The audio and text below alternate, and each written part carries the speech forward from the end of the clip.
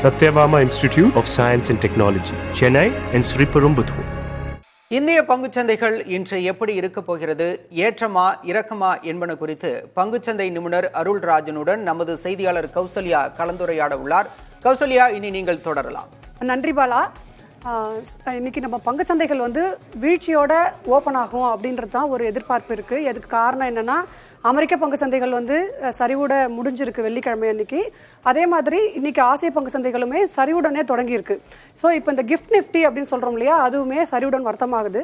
இது தொடர்பாக நம்ம பங்கு சந்தை நிபுணர் அருள்ராஜன் சார் வந்திருக்காங்க, அவங்கள்ட்ட நம்ம கேட்கலாம். வணக்கம் சார். வணக்கம் சார். பங்கு சந்தைகள் இன்னைக்கு சரிவோட தொடங்கும் அப்படிங்கிற ஒரு எதிர்பார்ப்பு இருக்கு. இதுக்கான காரணங்கள் என்ன சார்? பொதுவாகவே அமெரிக்க சந்தையினுடைய ஒரு முடிவு என்பது ஆசிய சந்தைகளுடைய துவக்கமாக இருக்கும்.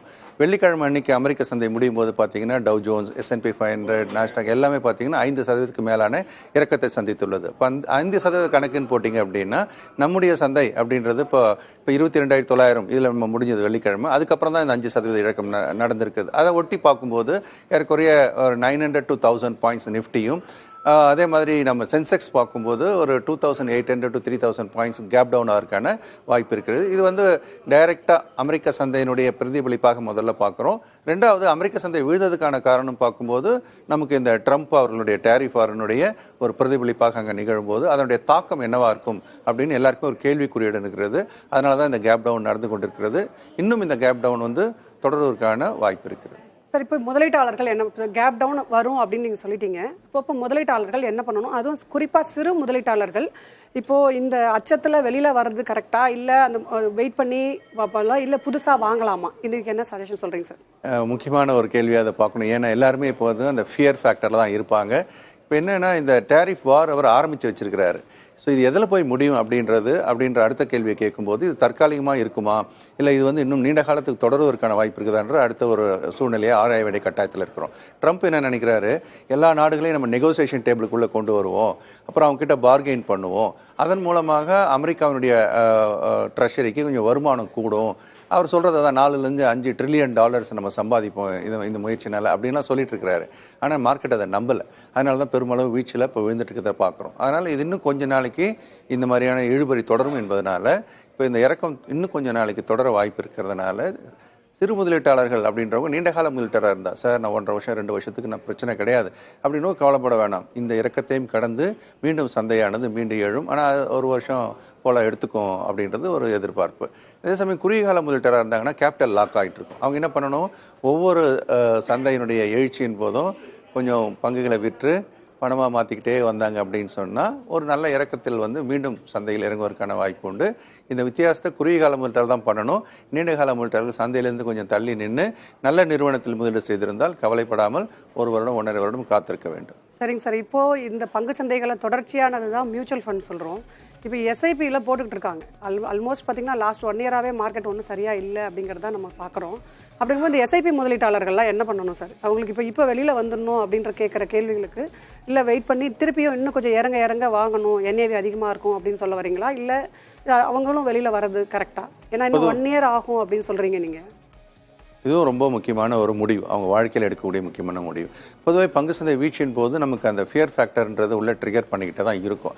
ஆனாலும் கூட இந்த மாதிரி சந்தையின் இறக்கங்கள் அப்படின்றது பொதுவாக இந்த SIP இன்வெஸ்ட் பண்ணுறவங்களுக்கு ஒரு சின்னதாக ஒரு எக்ஸாம்பிள் நம்ம சொல்கிற மாதிரி தான், அவங்க 1000 ரூபா போட்டே வராங்கன்னு வச்சுக்கோங்களேன். இப்போ ஒரு யூனிட்டோட மதிப்பு 100 ரூபா அப்படின்னா 10 யூனிட் கிடைக்கும். ஆனால் ஒருவேளை சந்தை இறக்கத்தின் போது அந்த யூனிட்டோட மதிப்பு அப்படின்றது இப்போ குறைஞ்சிடுதுன்னு வச்சுக்கோங்க. அப்போ அந்த 100 ரூபாயில் இருக்கிறது, ஒரு எக்ஸாம்பிளுக்கு சொல்கிறேன், 50 போயிடுச்சு அப்படின்னு சொன்னால் 10 யூனிட்டுக்கு பதிலாக அவங்களுக்கு 20 யூனிட் கிடைக்கும். இதை காஸ்ட் ஆஃப் ஆவரேஜிங்னு சொல்லுவோம். அந்த மாதிரி சந்தை இறக்கங்களின் போது SIPயை யார் தொடர்ந்து முதலீடு செய்கிறார்களோ அடுத்த 1 வருடம் 1.5 வருடங்களுக்கு சந்தை மீண்டும் எழும்போது அதனுடைய மிகப்பெரிய பலனை அவர்கள் அனுபவிப்பார்கள். அதனால் SIPயை நிறுத்தக்கூடாது.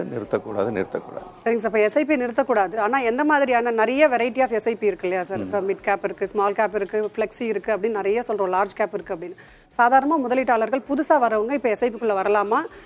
அந்த ஏற்கனவே இருக்கிறவங்க எந்த மாதிரியான SIPயை தேர்ந்தெடுக்கிறது நல்லதாக இருக்கும் சார்? இதுவும் ஒரு நல்ல சிறப்பான ஒரு கேள்வி தான். பொதுவாகவே வந்து புதுசாக வர்றவங்களுக்குன்னு முதல்ல சொல்லிடலாம். ரிஸ்க் அப்படின்ற ஒரு ஃபேக்டர் இருக்கு இல்லையா? அப்போ ரிஸ்க் வந்து குறைவாக எடுப்பவர்கள், ரிஸ்க் மிதமான ரிஸ்க் எடுப்பவர்கள், அதிக ரிஸ்க் எடுப்பவர்கள் நம்ம 3ஆக பிரிச்சுக்கலாம். அப்போ ரிஸ்க் குறைவாக எடுப்பவர்கள் அப்படின்றவங்க குறைவாக தான் எடுக்கணும். புதுசாக வர்றவங்கலாம் அவங்க எதில் ஃபோக்கஸ் பண்ணணும்னு பார்க்கும்போது நிஃப்டி ரிலேட்டட் ஃபண்ட்ஸு இல்லைனா லார்ஜ் கேப் ஃபண்ட்ஸ், இதில் எஸ்ஐபி அவங்க ஃபோக்கஸ் பண்ணலாம். ஏற்கனவே இருக்கிறவங்க அப்படின்னு எடுத்திங்கனாக்கா அவங்க எந்த கேட்டகரியில் இருக்காங்கன்னு பார்த்துக்கணும். ஸோ ஒருவேளை அவங்க ஏற்கனவே இந்த மாதிரி நிஃப்டிலேயோ இல்லை லார்ஜ் கேப்லேயோ இருந்தால் அப்படியே தொடரலாம். ஒருவேளை அவங்க மிட் கேப் ஸ்மால் கேப்பில் இருக்கிறாங்க, எனக்கு இந்த வீழ்ச்சியை தாங்கிறதுக்கு கொஞ்சம் ஹார்ட் படபடக்குது. இப்போதான் ஒரு செய்தி சார், நிஃப்டி ஓப்பன் ஆயிருக்கு, கிட்டத்தட்ட 1500 புள்ளிகள் வந்து சரிந்து ஓப்பன் ஆயிருக்கு, வர்த்தகம் ஆயிட்டு இருக்கு அப்படின்றது வந்திருக்கு சார் இப்போதைக்கு. ஓகே. ஸோ இப்போ முதலீட்டாளர்கள் அச்சப்படாமல் இருக்கணுமா இல்லை அப்படின்றது மட்டும் ஓகே. ஸோ இப்போ இந்த 1500 புள்ளிகள்ன்றது வந்து அந்த ஃபஸ்ட்டு ப்ரீ ஓப்பனிங் சொல்லுவாங்க, அந்த 9 to 9:15, அதில் தான் அடித்து மேலே எல்லாம் நடக்கும். 9:15க்கு செட்டில் ஆகிடும். செட்டில் ஆகும்போது கிட்டத்தட்ட இது வந்து இந்த 900 to 1000 பாயிண்ட்ஸ் அந்த ரேஞ்சுக்கு வரும்னு நான் நம்புகிறேன்.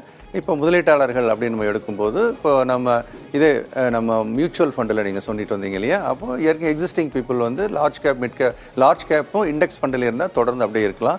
இன்னொன்று, இந்த மிட் கேப் ஸ்மால் கேப்பில் இருக்கிறவங்களுக்கு கொஞ்சம் பெரும் அளவு கொஞ்சம் ஏற்கனவே அது கிட்டத்தட்ட சில பங்குகள்லாம் பார்த்தீங்க அப்படின்னா 20%, 30%, 40%, 50% இறங்குனதை கூட பார்க்குறோம். அதனால் அந்த வலியை தாங்க முடியாதுன்றவங்க என்ன பண்ணலாம், லார்ஜ் கேப்புக்கும் நிஃப்டி பேஸ்டு ஃபண்டுக்கும் மாறிக்கலாம். பல்வேறு தகவல்கள் எங்கள் நேயர்களுக்காக பிறந்ததுக்கு ரொம்ப நன்றி சார்.